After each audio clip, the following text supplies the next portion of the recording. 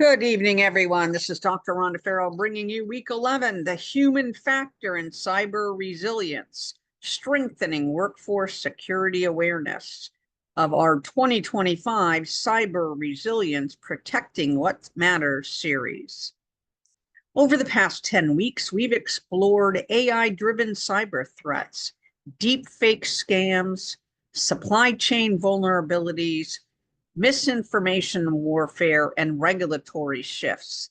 This week, we shift our focus to a fundamental pillar of cybersecurity, the human factor. While cutting-edge security technology plays a critical role, human behavior remains one of the greatest cybersecurity risks and also one of the greatest assets when properly trained and engaged. Today's focus is on the human. So despite technological advancements, over 95% of cyber breaches result from human error. From phishing scams to weak passwords and social engineering attacks, the human element remains the biggest security vulnerability, but also the best line of defense when properly trained and supported. Today, we'll explore how organizations can cultivate a cyber-aware workforce to build a culture of security-first thinking in an increasingly digital world.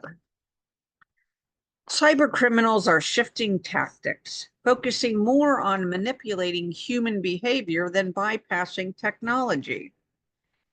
There's been a phishing evolution from AI-generated phishing emails and voice cloning, making scams harder to detect.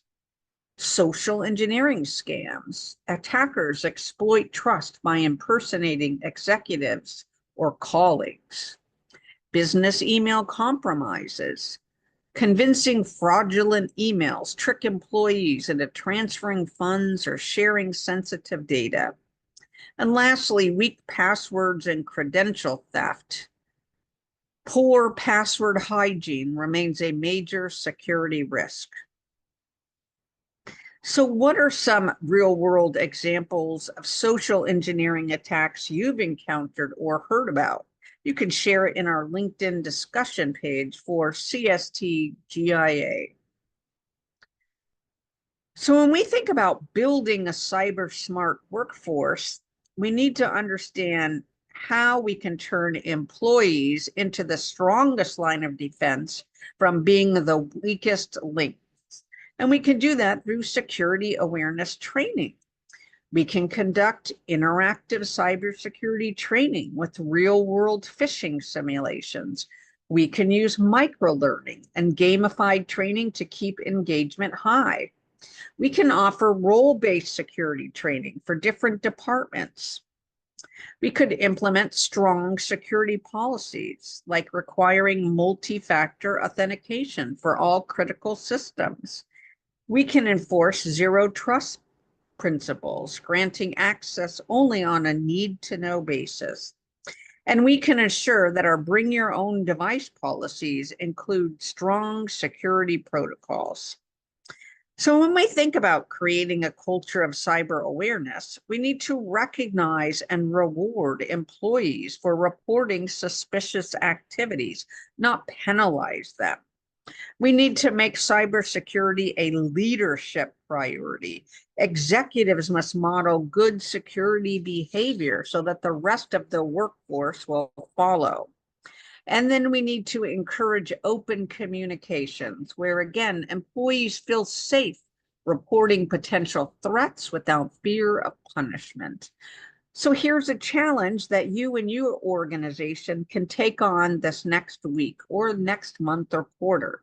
Conduct an internal phishing test and measure how many employees fall for the attack. Use the results to enhance your training efforts and track progress over time. So what are some actionable strategies to strengthen our cyber hygiene? Well, first is strengthening our password security. We can require employees to use password managers to avoid weak, reused credentials. We can implement passkeys and biometric authentication to replace outdated password systems. We can require frequent password updates for critical systems. We can enhance social engineering awareness and train employees to verify requests for sensitive information, especially financial transactions. We can implement callback verification for wire transfers or executive requests. And we can use AI-based tools to detect deepfake video or voice messages. And lastly, we can look at improving incident response readiness. We can create clear reporting procedures for suspicious emails or security threats. We can set up an anonymous reporting mechanism for potential insider threats. And we can conduct quarterly cybersecurity tabletop exercises simulating a major phishing or ransomware attack.